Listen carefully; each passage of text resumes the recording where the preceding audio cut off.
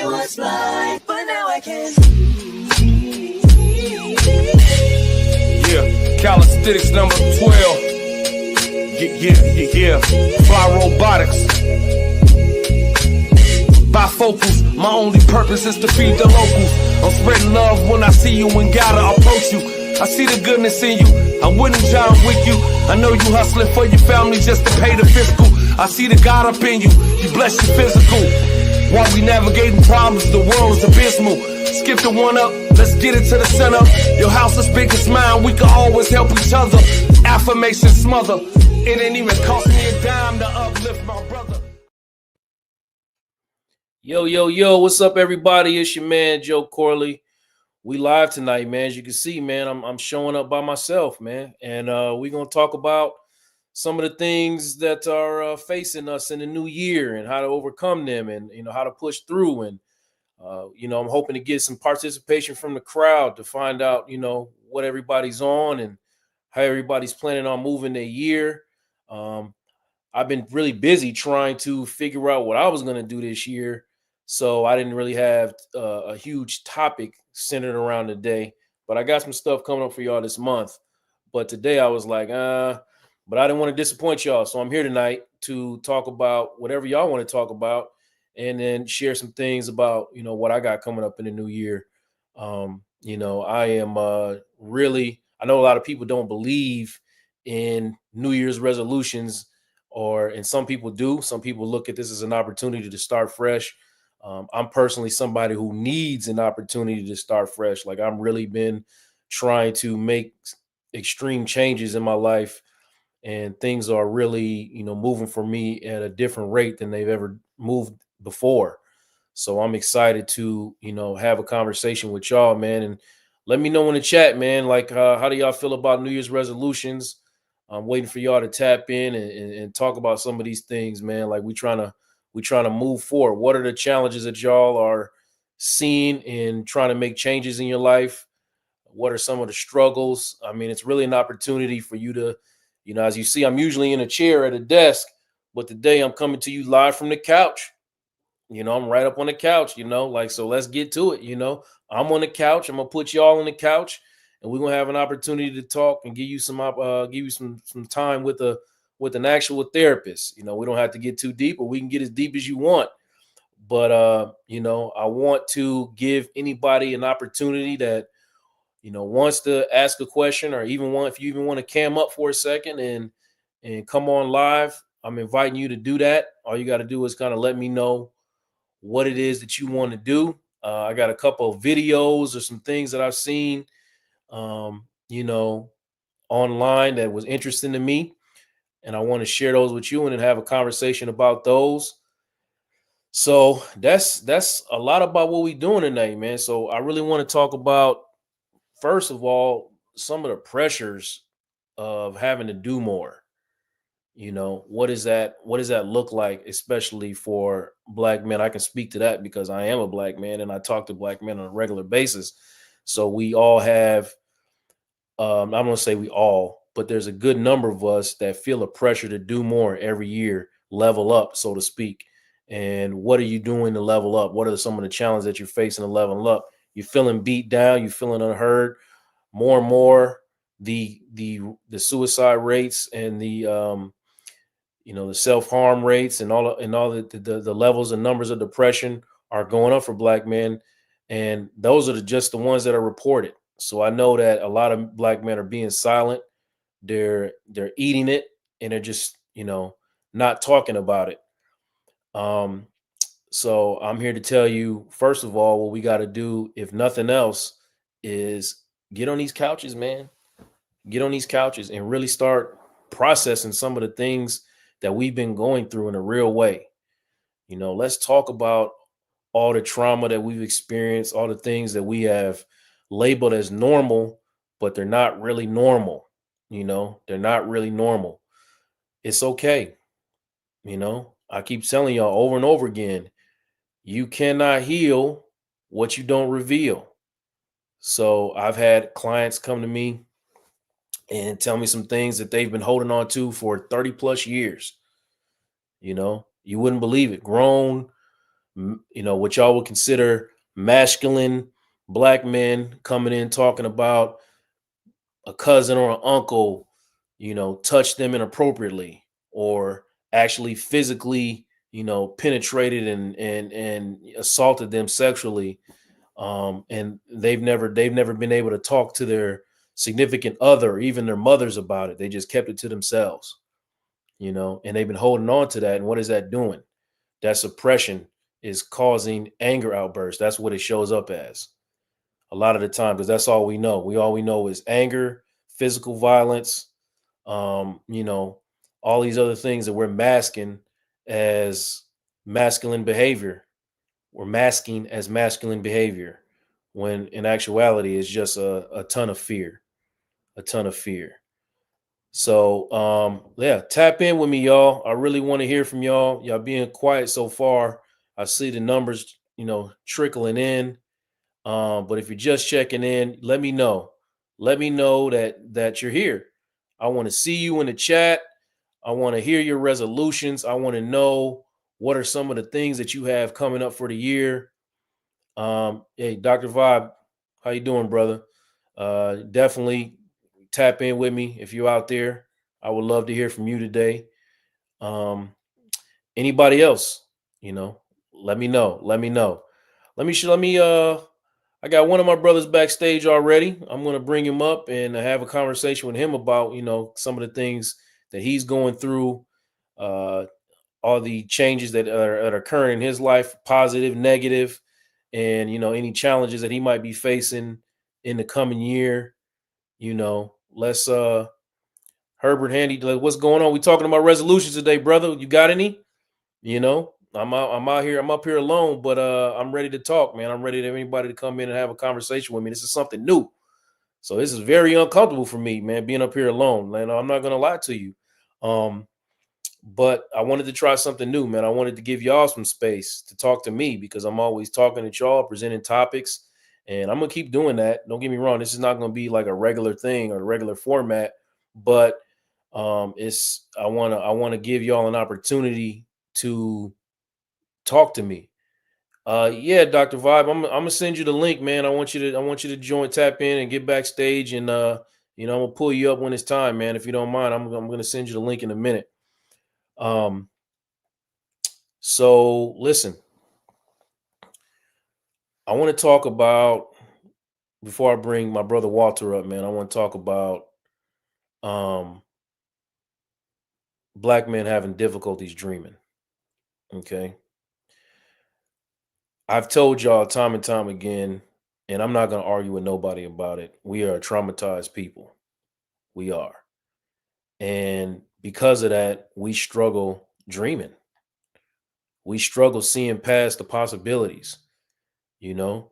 As a matter of fact, I'm gonna bring Walt up right now because I know bring him to the stage. Brother Walter, what's up, man? Nothing much, man. How you doing tonight? I'm good, brother. I'm good, man. I was getting ready to talk about dreaming, man, but I wanted to bring you in because I know a little bit about your situation, and then you know you kind of found success later in life, right?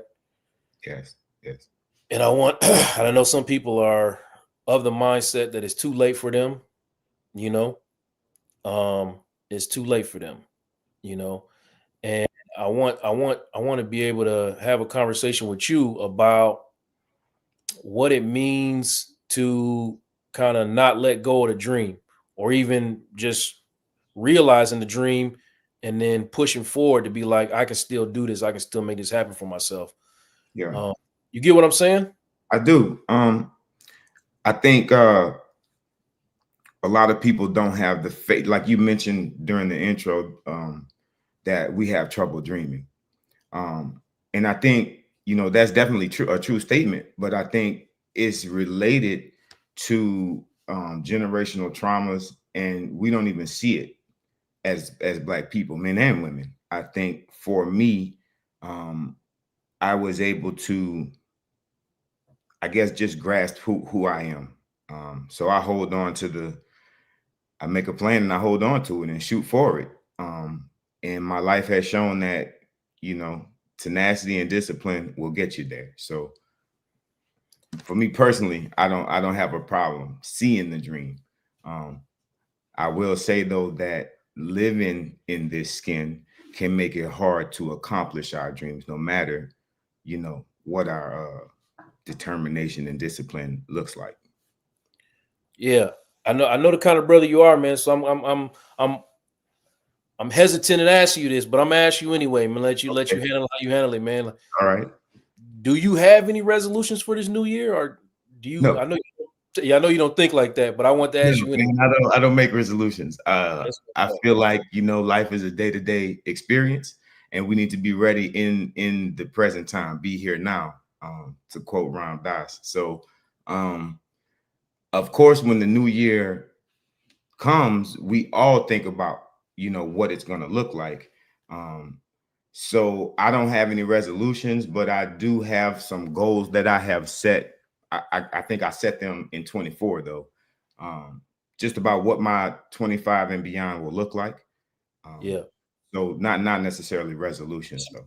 Better question for you is, what are you not coming in with this at this 25 that you don't want to have on your way out of 25? Um, I know you got to I, answer to that. I am getting away from living up to the expectations of others. Um, I have found that a lot of my life to date has been about that, even subconsciously, has been about living up to the expectations of others. Um, and it's funny for me because I've never been a guy that really cares what people think about me. But when it comes to um, my closest people, my circle, I definitely have tailored my life to look like they might want it to look, as far as my accomplishments and, my ability to provide and to be a good friend and a good brother and a good husband. So I'm just leaving alone the idea of, living my life based on conditioning and based on what my loved ones think. Yeah. So you've yeah, I mean you've had this pressure in the past, is what I'm hearing. Yeah, Of living up to people's expectations. yeah. I find that, I have been successful in life. And I was just talking to my brother yesterday, and he mentioned some goals that he had for this year. And I was like, man, that's crazy because our goals probably lined up last year. But this year, I was like, I couldn't be further away from how you're thinking. Like, so it's definitely going into 25. My desire for, I don't know, financial accomplishment is not Yeah. what it was last year. Yeah, we're gonna talk more about that in a minute, brother. 'Cause that's a word right there. When you're getting away from just trying to make the money, Yeah. chasing the bag, as the young folks say, man. You don't want, it's something deeper to it. You're in pursuit of something deeper. And speaking of the young bulls, man, I'm gonna bring one to the stage, man. I got my young bull backstage, man. My young brother Khalil. What's up, man? How you feeling today, brother? Man, I'm blessed. I feel good. I Man, can't complain. I can't complain. How y'all feeling? yeah, man, you breaking a record, man. You like, for the new format, man. You like the youngest cat on the show that I had, man. So I'm happy to have you, man. That's typically how it goes, man. That's typically how it is. I'm Youngest glad I one in the nailed you room. down, though, brother. What's up with you, man? How's your New Year going so far? Man, it's good. It's good. I can't do too much complaining. I was kind of sick past 2 weeks, so I kind of got a late start to the new year this year. But all in all, man, I'm good. I can't complain. I'm ready to get it going.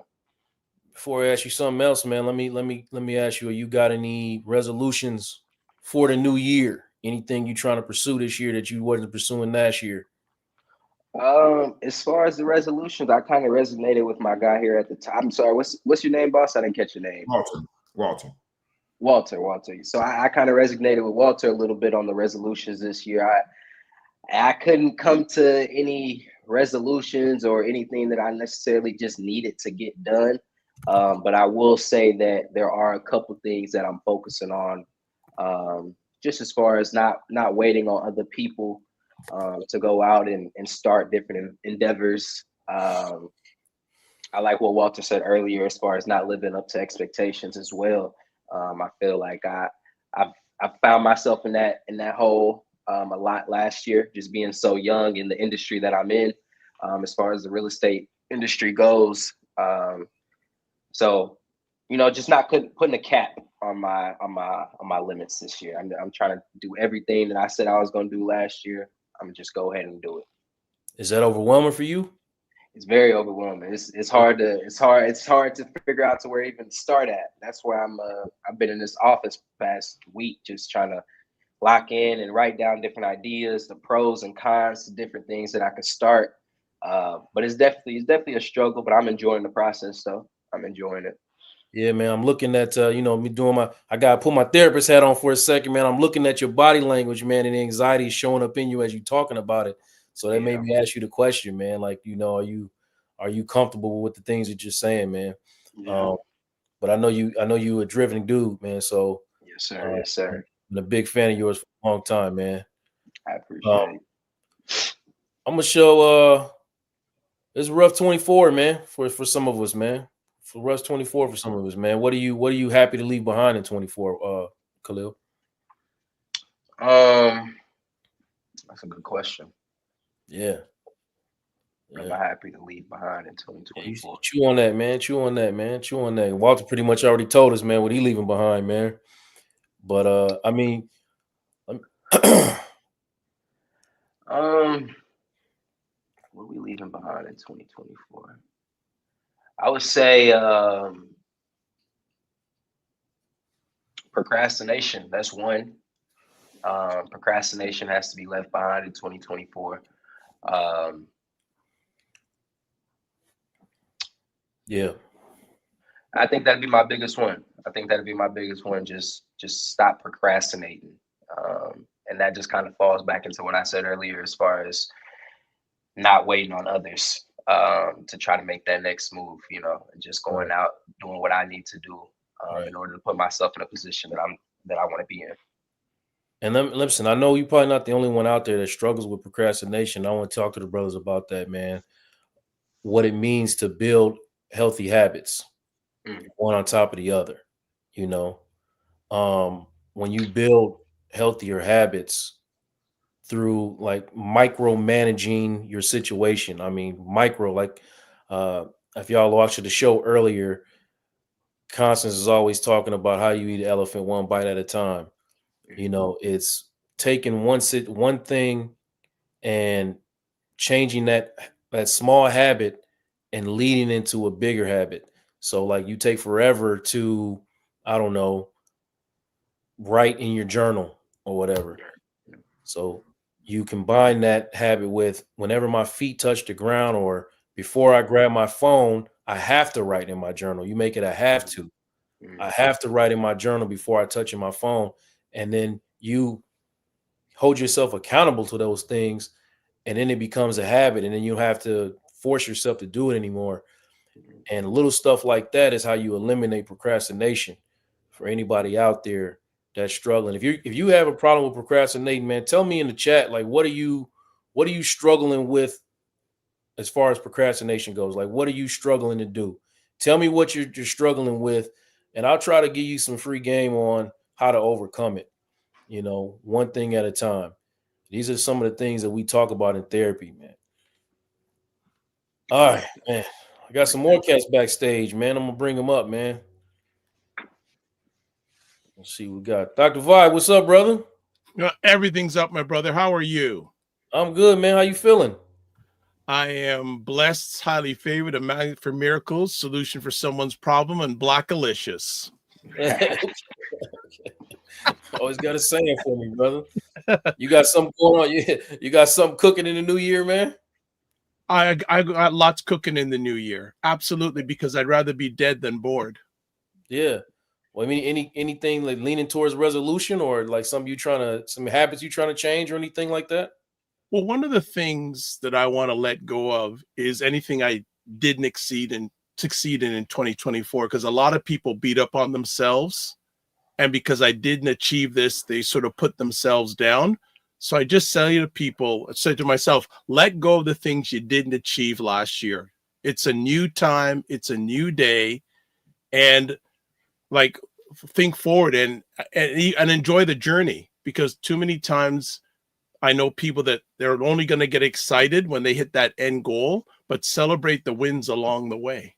So I want to celebrate myself because I just have a mindset that I don't worry about what I don't have, because what I have is good enough. Yeah. And I just got to always remind myself of that. Yeah. Listen, I appreciate that, man. Part of my mission for the year is trying to help as many brothers as I can change bad habits and unlearn some of the things that are labeled as toxic masculinity, unlearn some of these things so that we can push ourselves forward in the coming year and be better sons, be better fathers, be better brothers, friends, husbands, all the things, right, that are limiting us because we have these bad habits in us and these wrong ideas about what masculinity is, what about being what a black man is, and pushing these things aside and trying to overcome so that, we're not getting beat down by some of the things that we're struggling with today. I want to play y'all a video. Excuse me, y'all. I want to play y'all a video, man. I'm going to get y'all reaction to it on the other side.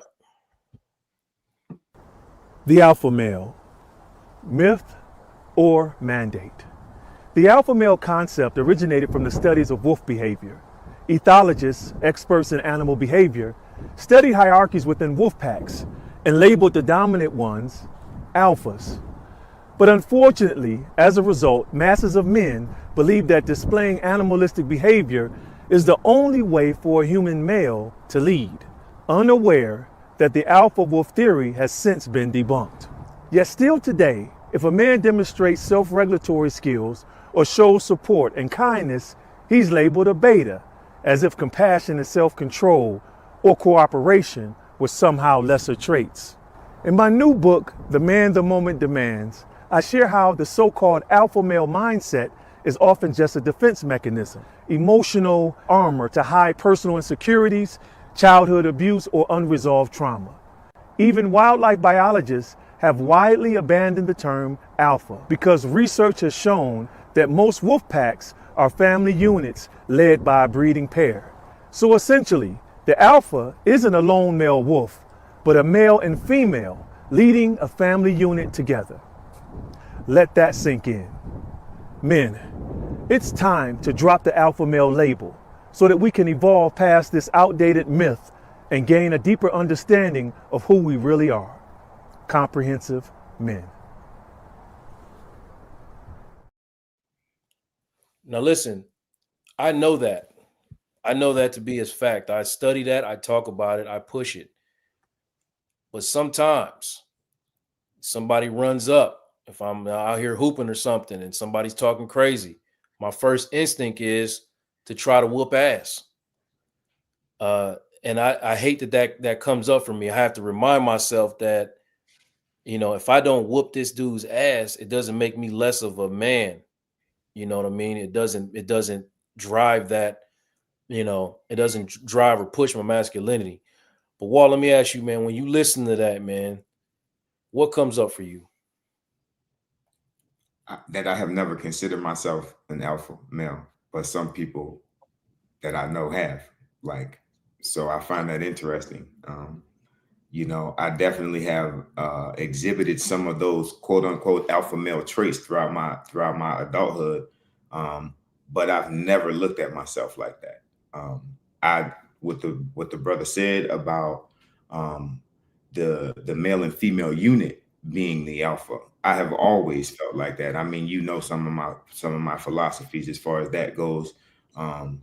So I can really, what he says resonates with me. I agree with pretty much everything he said just now. Yeah. Khalil, man, I know you a young guy, man. So you still in there, man. It's a lot of things that, we can operate as older fellas that we got to miss. But, for you, especially in this generation, talk to me about, what you feel when you hear that video. Yeah. Alpha in my eyes always kind of meant leadership in a way.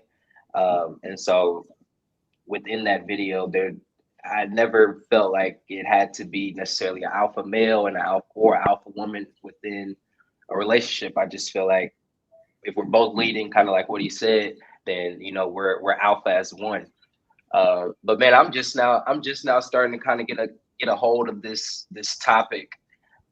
Being that I am a younger guy, it took me some things, within my relationship to kind of figure this out. When he was speaking on this, and just knowing that there's different ways to lead, and there's also right and wrong ways to lead as well. And so this is something that I'm still learning. This is something that I'm still trying to figure out as well. But everything that was said in the video, I definitely agree with, for sure. You like 25?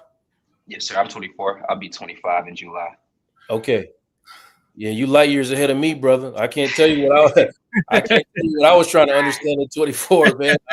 Yeah. You light years ahead of me with just even saying I'm getting into the topic of understanding what alpha male. I was still, pretending to have sex with a bunch of women at 24 when really I wasn't having sex with none of them. I was having like, yeah, man, I'm out in the streets, down left and right. But that's what you had to do, man. That's what you had to do to fit in, brother. You know what I'm saying? Like I'm saying it loud now, laughing at it, man. But I feel like at the time, thinking back on it, like an idiot. You know what I mean? All the things that I was trying to keep up with that didn't really define me. What about you, Dr. Vibe? What do you think about when you see that alpha male video, man? So many thoughts. One of the thoughts is letting go. He was talking about many men have this thought of being an alpha male, and we need to let go of that. And I can relate to that because when I was younger, Khalil's age, and when I had hair, I thought the way to be as a black man was to be an alpha. Yeah. And in my journey, I realized that getting the career, being number one, all that wasn't all that.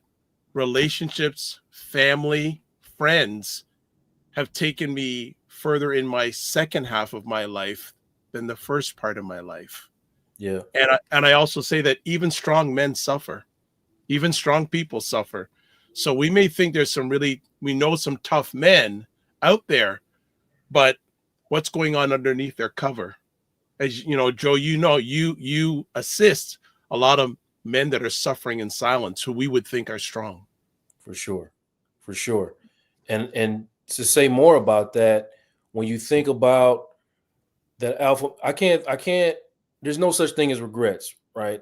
They say that. You shouldn't say should because you can't go back in time and change none of it.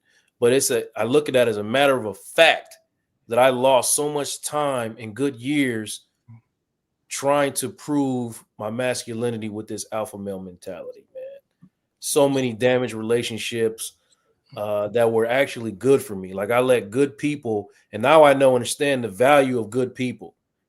You know what I mean? I didn't understand it back in my 20s because, you think that, you're going to just run into a copious amount of good people in your lifetime, but it's not the case, brother. It's not the case. Like when you get somebody good in your situation, you gotta nurture that relationship. You gotta take care of it because you don't know when it's gonna come back around like that.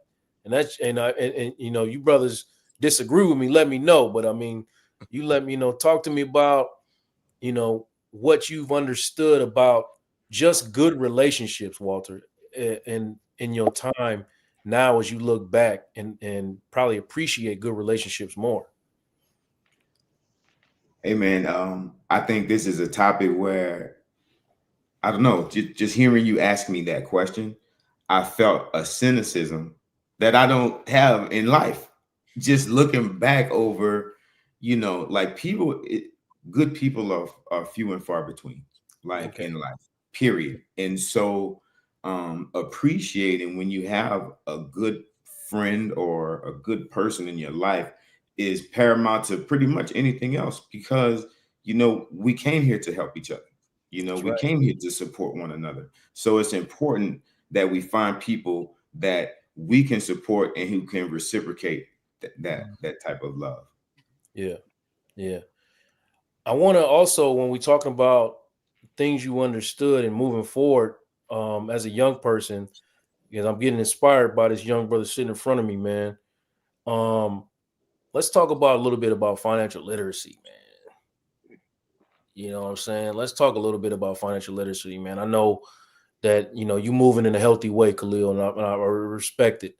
But before I get to you, I wanna go back to Dr. Vibe and ask him, like, what are some of the things that that you are understanding now that you didn't understand before, as far as like financial literacy and your ability to be profitable?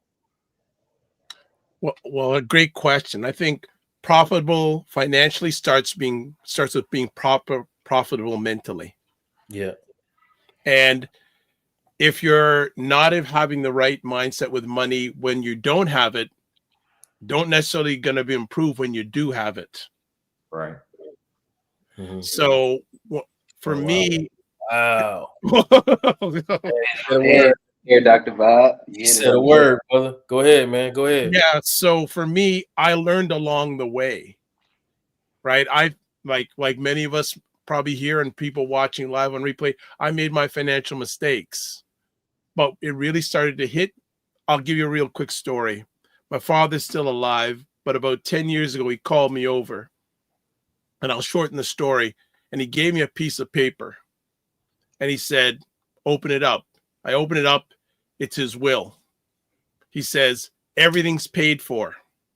Oh, wow. And then he said to me, I don't owe nobody nothing.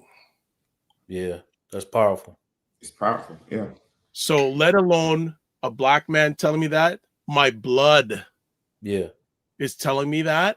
So that started to accelerate to get my financial house in order and get my ego out of the way to reach out to a brother to help me navigate some of that, because too many of our brothers are dying with a bill, not a will. Yeah. Come on, man. Come on, man. Let me tell Right? you something. Go ahead. Yeah. Go ahead. So I've seen that too many times. And sometimes I will ask a black man, do you got life insurance? Yeah. Especially if they're black men with children. Yeah. And I say, what sort of legacy are you leaving them? Yeah. So I'll just stop there. I could go further, but I hope what I'm sharing is somewhat positive. No, man, for sure. I mean, listen, I got married in my late 20s, 27. And prior to that, I did not know or understand anything about life insurance. I had no intentions of getting life insurance. I probably wouldn't have never gotten life insurance if somebody hadn't approached me with that and started talking to me about, like, somebody had to come to me, and what he was trying to do was trying to get me to sell it, but I was like, well, let me talk to me, man. I might be willing to be a customer. I'm not a salesman, but talk to me about, the benefits of this. You know what I mean? And then understanding that it went to a different place, man. But I didn't have that. I mean, my father died when I was 16 years old. He did not leave me with that information. My mother died when I was 15 years old. She did not leave me with that information or any life insurance. And my mother died wrongfully at a hospital. So we got a little bit of settlement from that. And I'm gonna just be honest, I got about 80 racks when I was 19 years old. I didn't buy a property. I didn't take a vacation. Wow. I didn't do nothing productive with this money, man. I just blew through. I was 19 years old. I was like a freshman in college or a sophomore in college. I had no idea why. I dropped out of school, opened up a chicken shack. I did that. I guess that was somewhat productive, but I opened it up with my stepfather, who was a scam artist, scammed me out of the money, and I blew through that 80 racks in probably less than a year, man. He didn't have nothing to show for it. As a matter of fact, I came out of that situation with debt. So that just goes to show you, man, what understanding finances can do for you, man. I just blew the funds. Wow. Embarrassing myself. I had 3 cars. I was embarrassing myself. I had 3 cars. I had a safe in my bedroom. Like, brother, what are you doing, man? I had a new computer. it was embarrassing, bro. But Khalil, man, let me ask you, man, what are you thinking about when you at this age when you talk about financial literacy, man? What do you know? What do you understand? What questions do you have, man? What Um, you might know more than us, man. What solutions do you have? Man, I've actually been blessed to be around a lot of male figures in my life who are very financially successful. Right. My stepfather, who introduced me to real estate, he's been successful all his life. That's all I've seen. When I was 6, I was getting talked to about credit, and how to use the white man's money versus using the money that's in my pocket. So that's something that I take very seriously. And like Dr. Bob said, I believe it all starts up top. You got to be wealthy up top first before you can be wealthy in the physical aspect.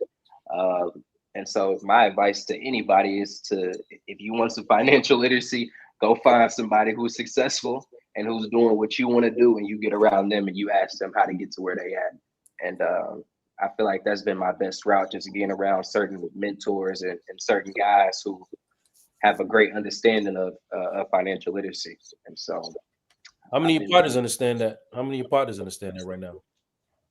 very few. All my guys come to me when they talk anything about finances. I'm the one who kind of introduces the credit and the real estate and the property management to my guys, and they kind of look at me with a blank face when I talk about it. But um, I know I got a little bit more work that I need to do that's gonna kind of give them that boost to believe in what I'm saying. Yeah. I feel like people, especially with my generation, they got to see it first before they believe it. And so once you can put the results on the table, I feel like it's up from there. Man. You got to be what you're trying to see, man. You got to, you can only lead them so far, Absolutely. but just your influence, that little ripple you put in the water, man, you have no idea what the kind of impact or effect it can. But listen, everybody out there in the chat, man, talk to me, man. What do you knowing and understanding about financial literacy now that that you want to push forward? I don't want to necessarily encourage you to have regret, but just some things that you've maybe learned along the way that are in your DNA or your makeup now that you didn't have before. Um, just talk to me a little bit about it. So, Joe, can I just step in for a minute and just step back? And Khalil was talking about procrastination. Yeah. Just a suggestion. And this is what my major mentor taught me a few years ago. And this is for everybody here, I just make suggestions. I don't tell people what to do. I just put suggestions out there. When you're going through procrastination, number one, almost everyone does. So don't beat up on yourself. 100%. Number two, when people are going through procrastination, they're saying, what happens if I don't do it? Flip it and think, what happens if I do it? Talk to them.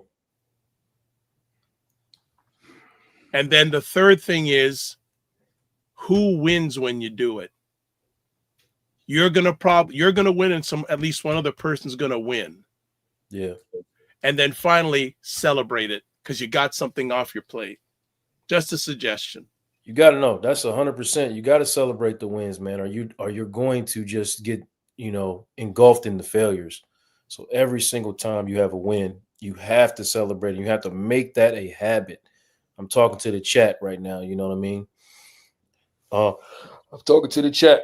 Walter, man, I know you was an extremely talented brother. At any point in your life, you probably could have been wealthy. Talk to me about what you're feeling and what you're thinking behind this. As we talk about finances right now. What Khalil said about growing up and being educated from a very young age about credit, I think is something that is missing from our culture. First of all, we have a school system here in this country that does not educate its people in the ways that they should be educated. At all. Just to put it, bluntly, I did not start paying any attention to my credit until I was 40 years old. Yeah.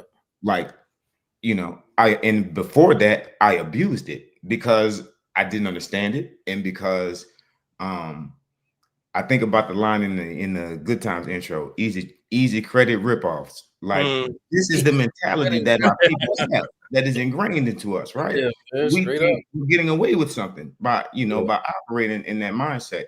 And so I had to learn that, as Khalil also said, credit is a tool to be used to our advantage. Robert Kiyosaki says, use that to become wealthy. Like, that is not a bad thing if you're utilizing it with a strategy.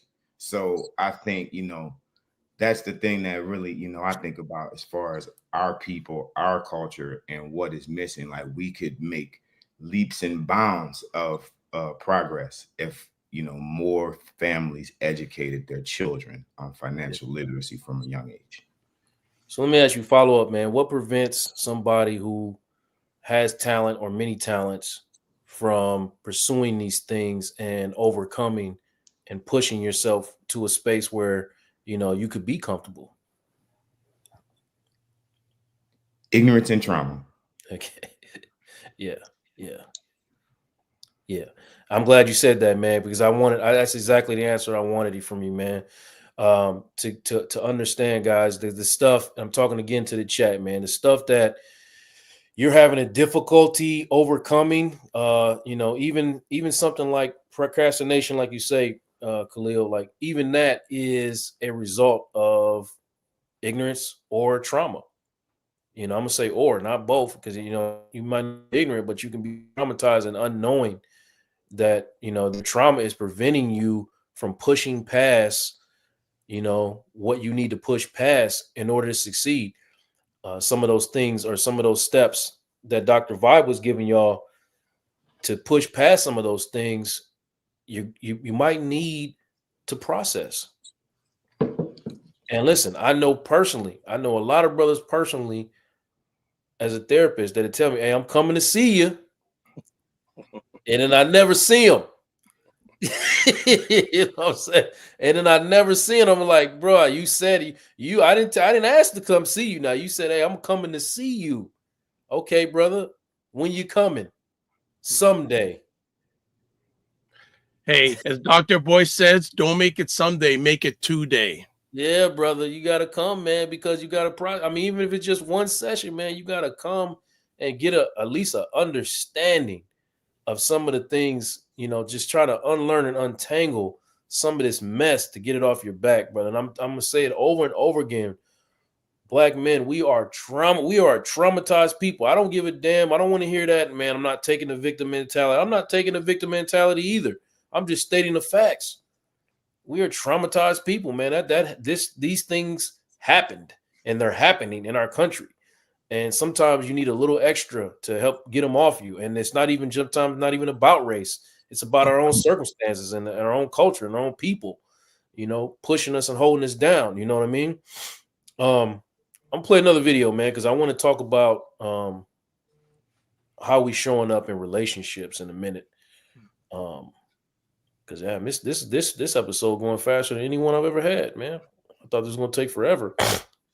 Why does my husband shut down every time I try to address issues with him? I wish he wasn't so immature. What your husband is doing is something called stonewalling, which doesn't really speak to quote unquote his level of maturity, but rather his inability to cope with marital conflict, which a lot of men struggle with. When you address an issue with your husband, you might be coming from a place of criticism, meaning that you're using words such as always or you never. You're attacking your partner's character versus their behavior. So your husband starts to feel flooded and he shuts down as a way to protect himself against the perceived attack or to try to preserve your relationship because he doesn't want the conflict to escalate. But while he's trying to preserve your relationship, he's missing out on that connection that you're deeply searching for in that moment. All you want to feel is heard and seen, but you feel rejected by him shutting down. And you probably get louder trying to pull back his attention, but it just causes him to withdraw even more. Man, let me give y'all some of the freest game that you're gonna get. Okay. When we're talking about stonewalling, that's just 1/4 of what we call the 4 horsemen of communication. When you see the 4 horsemen coming, that's bringing death. So if you have stonewalling involved in your relationship, then that's an indicator that your stuff might be ending or you're holding on to something that's not working for you. I often tell couples in relationships, when you are giving somebody the silent treatment, that is a form of abuse. That throws people off every time. That throws people off every time. But that is mental abuse. I'm not making that up. That's not my opinion. Okay. That's what it is. You're in a relationship, not talking to your partner is mental abuse. Two things can also be true, though. You don't feel safe having conversations with your partner, right? So you're feeling unheard and uncared for. At the same time, your partner, who knows what they're feeling when you're stonewalling them or not talking to them, but that's not healthy. Whatever the reason is you're not talking to your partner, the fact is that is not healthy. But don't let me be taking up all the time, man. Walter, I want to ask you, man, when you see that clip, brother, what comes to mind for you? That I have dealt with that a lot from the flip side. Yeah. I'm a communicative person. I'm gonna talk. I'm gonna say what it is. Yes. Everybody is not that way, and I hope none of the female watchers get offended by what I'm about to say. But I have found in my life that a lot of times women tend to shut down in this way more than we do, and just that's a I don't know if it's a defense mechanism or if it's a weapon. Because it can be utilized in both ways, but I find that happens a lot, even not just in romantic relationships. I can, my mother, my aunts, like that, they get upset and that's their go-to. Like they will ignore you and give you the silent treatment. So, yeah, it's a trauma signal, when you shut down like that. And some people do use it as a weapon, and some people use it as a defense mechanism. So it can be both, and women do it too. I want to make sure that I see pretty much down the line split evenly between men and women. And all the couples that I see, one person is overly communicative and one person is communicative and one person is the shut down person. It might be the man, might be the woman, who knows. But Khalil, man, you growing in you in a relationship, right? Yes, sir. All right. What comes to mind for you when you observe that clip, man? A lot, a lot. I'm a victim of it. I shut down. Me and my girl get into it. That's actually one of the reasons I had to reach out to coach here myself, because I honestly didn't know how to express myself. I didn't know how I could express myself in a way that my partner could understand. And even on the flip side with her as well, there was times where she feels like she doesn't know how to express herself to me. And I feel like it all boils down to, like you said, trauma, just things that we've seen growing up, things that we've been around, how our parents interact with each other, how, different experiences that we went through. And so this is something that I'm still, again, another part that I'm trying to learn, as far as just being vulnerable. And this is what I call the alpha. When people say alpha male, I would say me being vulnerable, showing my woman that I can communicate to her effectively. That's me being an alpha man. I feel like that's how I take that term. And so it's something that I'm still working with, something that I'm still trying to learn. But yeah. Yeah, brother. I mean, you're not alone in that, man. A lot of black men struggle with taking that step. I personally struggled for many. I was probably in my 30s before I started realizing that I was lying to my wife about dumb stuff. Like if I move a glass in the cabinet, she'd be like, "Who moved this glass?" I'm like, "She must have been one of the kids." I'll be lying about dumb stuff, bro, because I don't want to. You know what I'm saying? I don't even really understand why. I didn't understand at the time why I was doing that, but it's because I didn't feel safe at all. Just talking about little stuff like that. I felt very insecure to be like I made a mistake. To admit to her that I made a mistake of some kind. I didn't, I didn't put the pot back where it was supposed to go. I couldn't tell her like I made a mistake, because if I told her I made a mistake, then somehow that's me admitting that I'm not a man. Little stuff like that, and it's a lot of brothers that experience that, man. They can't just go out and say honestly what's going on, like, hey, I'm Coach, I think a lot of that too. Sorry to cut you off. Go ahead, bro. I think a lot of that too comes from, especially with my generation and just things that I've experienced. I mean, people like to throw that stuff back at you in heated times, in heated moments. Yes. When things aren't going right.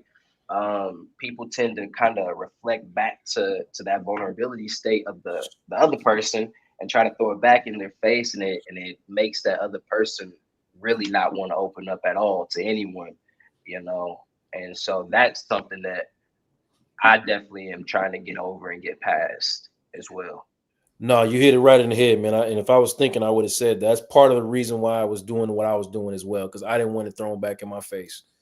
Right. And that's something that my wife had to learn. Like, she had to learn how to communicate with me. I had to learn to communicate. It wasn't just a one-way situation, but I am responsible for what's on my side of the street.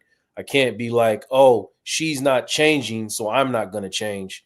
No, I'm still trying to push through my communication, still trying to say what I got to say, at risk of her throwing it back in my face, which is a high possibility. You know what I mean? So, man, that's a good point that you brought up, brother. Dr. Vibe, what comes up for you, man? Wow, there's so many knowledge bombs being dropped. I don't know what I can add on, but what I will say, if you're in a relationship with a partner, wife, or whatever, make sure it's built on a friendship before you have the relationship. Yeah, for sure. You got to have that friendship. And I've invested in myself, and I've read a lot, and I've spoken with people, especially people who are ahead of me in this game called relationships, to get their insights. I think also, too, a big thing in regards to this is admit when you're wrong. Yeah. It's a challenging thing for men in general. I think it's even a bigger challenge for many Black men. And when you're admitting you're wrong, you're admitting it to yourself first. Yeah. You got to accept that, like, a mistake is a moment. It's not a person. Right. And admit and be ready to and just develop those conversations, those relationship things. I think also too, if you have other good Black men in your circle, I have a few of them. We have vault conversations. Yeah. So everything that's said, it's like a bank. When you go in a bank, they have that vault. The money inside there is locked. Yeah. No, it's locked. Yeah. It's locked, and it stays with us, those vault conversations. Yeah. And if you can have them with your partner, even better. Right. Man, God. Yeah. I mean, that's important for sure, to understand that the value of a friendship that you could have with your partner. Yes. That, to me, and that's just missing me, a personal opinion, like, that is the most valuable part, of my marriage has been sustained for, 17 years because we are friends.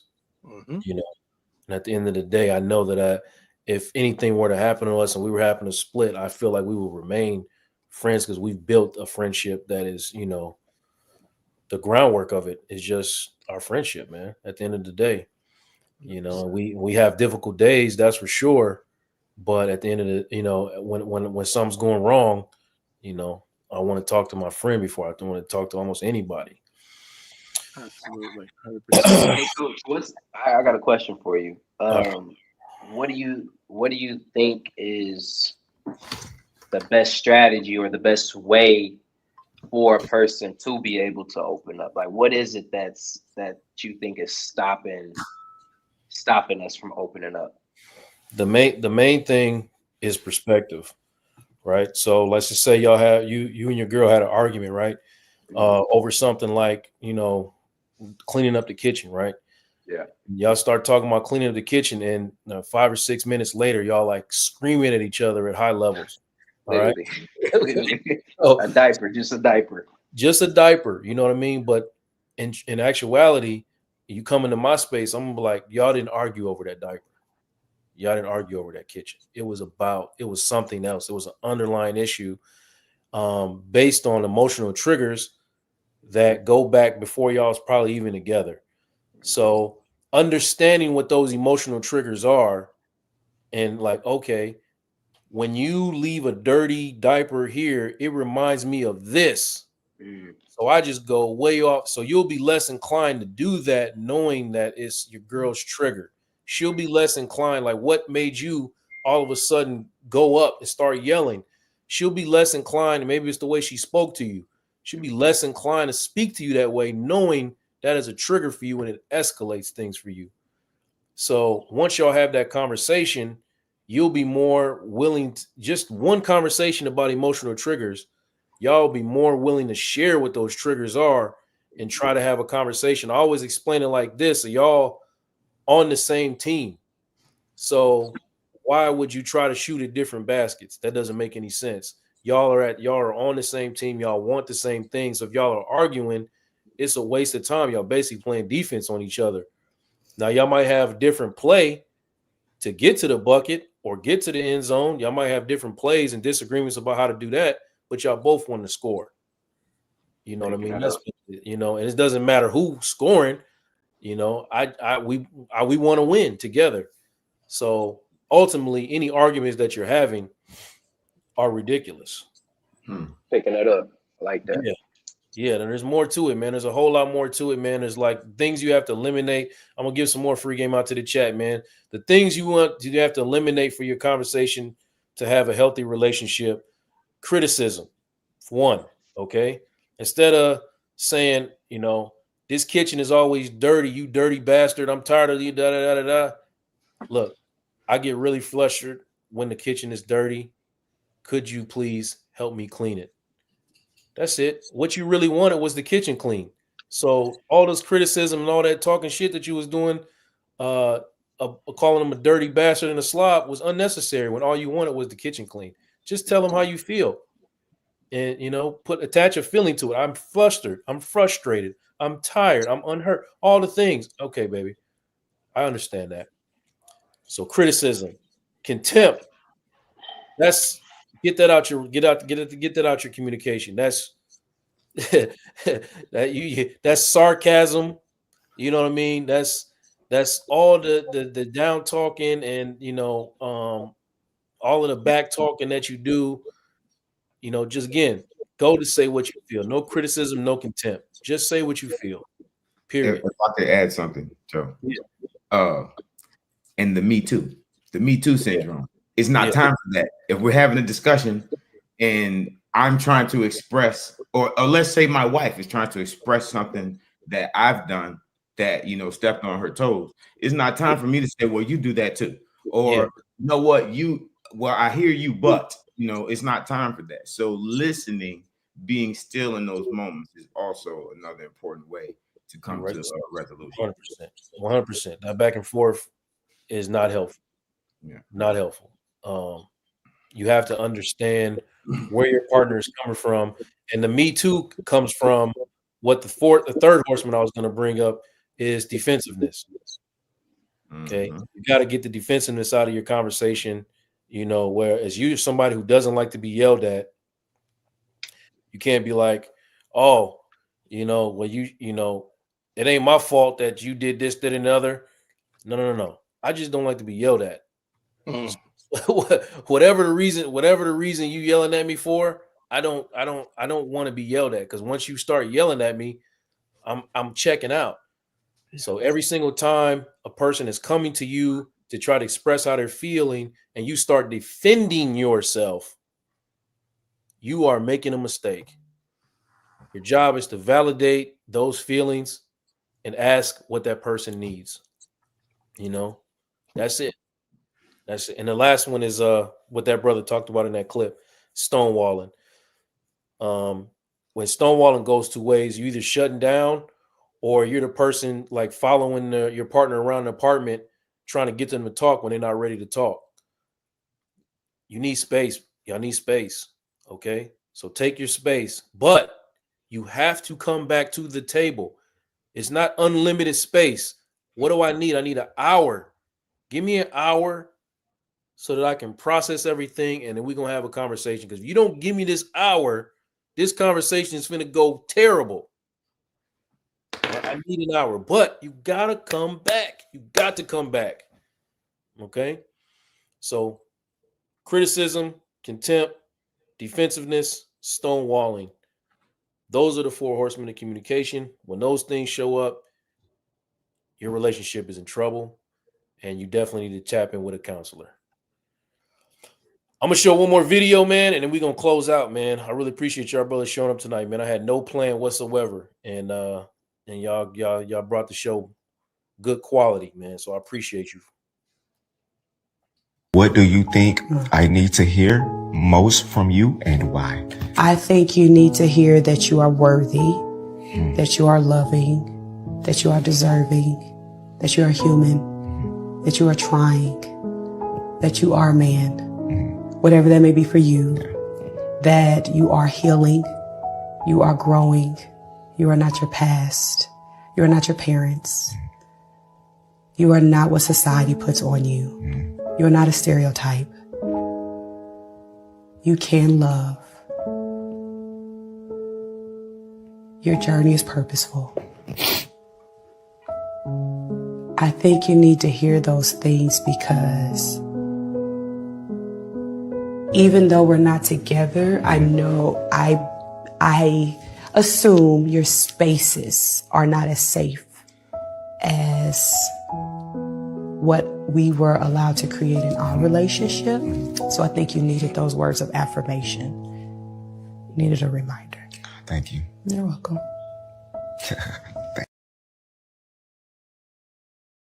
Right. I played that for a purpose. I want brothers to know that it's okay to ask your woman for what you need and say that whatever she's doing or not saying is hurtful and bothersome, and not have to worry about like being called a beta or soft or any of them things. I know personally I need affirmations. It's tough out here, and sometimes I need somebody to tell me that, you know, I'm doing good. That's just what I don't know what that, you know, what opinion that makes someone have of you or whatever, but I need that. So I'm gonna openly tell my wife, hey, I can't just have criticism all the time telling me what I'm not doing. I need a bigger, hey, good, you're a good father. Thank you for that. You know what I'm saying? I wanted to give y'all brothers an opportunity to talk about your feelings around affirmations, you know, whatever those may be. So I'm gonna start with you, Dr. Bob. Yeah. For me, I just tell people I'm not a Superman, but I'm a Clark Kent getting a little bit better each day. Right? I make mistakes. I do my best to admit them. I spend my time to say I'm sorry, and I mean it truthfully.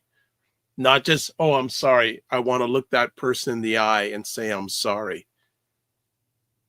So it's really important. And I love that clip there because I'd like to know how many brothers who are watching this have had that moment in any sort of relationship, whether it's with a lady, mother, father, sister, brother.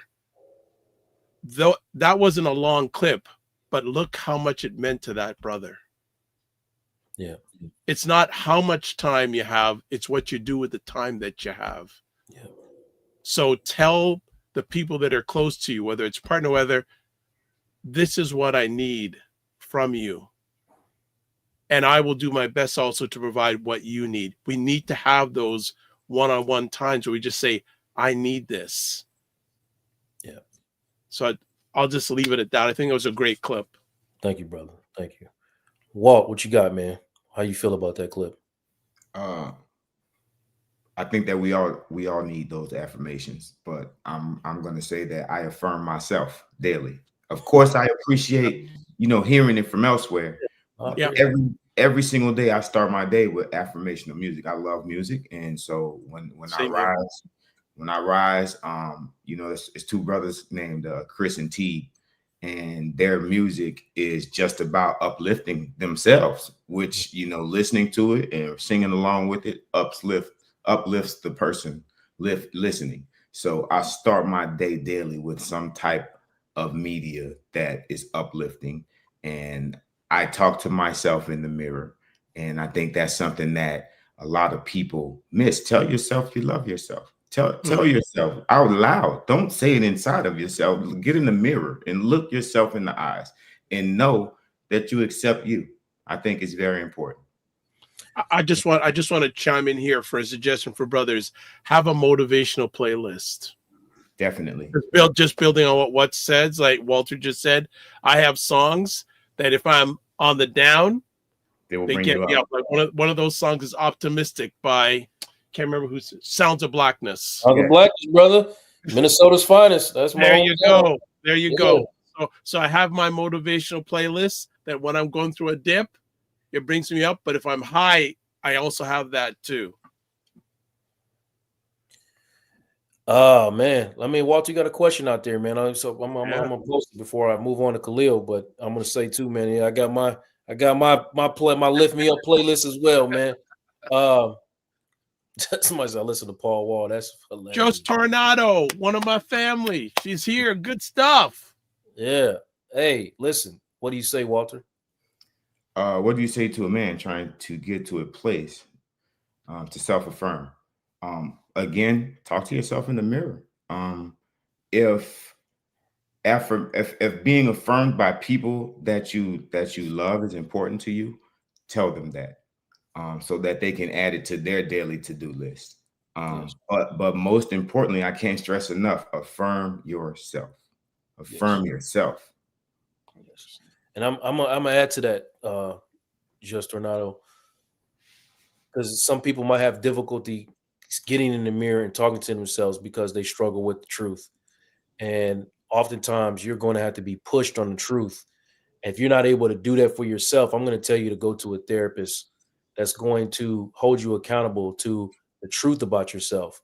So you might have a tendency to put yourself down over something that is just not true. You know?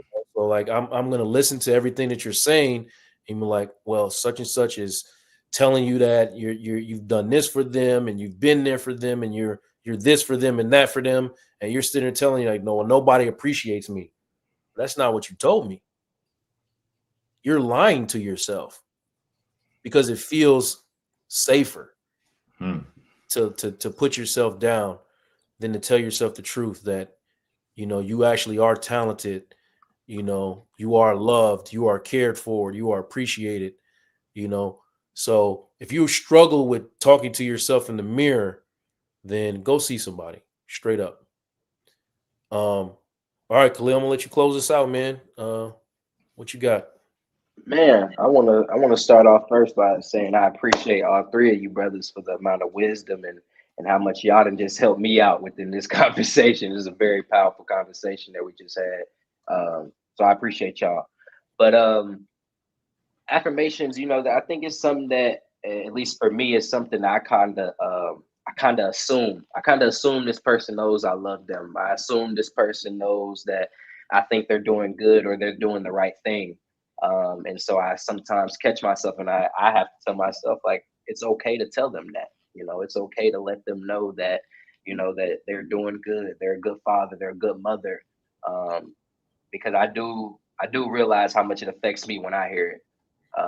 I don't always think that I don't wake up every day, and I probably should start doing the daily affirmations like Walter said, but I don't wake up every day and do daily affirmations for myself, you know. But when I do get those comments on social media, or I get that text from one of my close homeboys and they're telling me that, hey man, I see what you're doing, I'm proud of you, it gives me a sense of motivation. It makes me want to keep going. It makes me want to be better.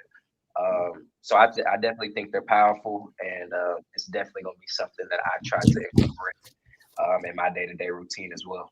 No, that was a gem, Walter. That was a gem you dropped, man. A lot of brothers don't know that. I personally, as much as I do give myself, I've never thought about like listening to a music in the morning that affirms me, man. That's something new on me. I'm gonna try that myself, honestly. I'm about to go look at myself in the mirror right after this conversation. Right after this conversation. I will validate. This is one of the most confident brothers I've ever met in my life. You know, I love his energy, man. That's why I'm always gonna have him around me as often as I can. So thank you, brother Walter, for that, man. I appreciate it, man. Yes, sir. I'm gonna close that out, man. I really appreciate you, brothers. Like I said, man. Well, Khalil, man, what's that? Is that check on your strong friend store? Is that somebody else's clothing line, or is that you?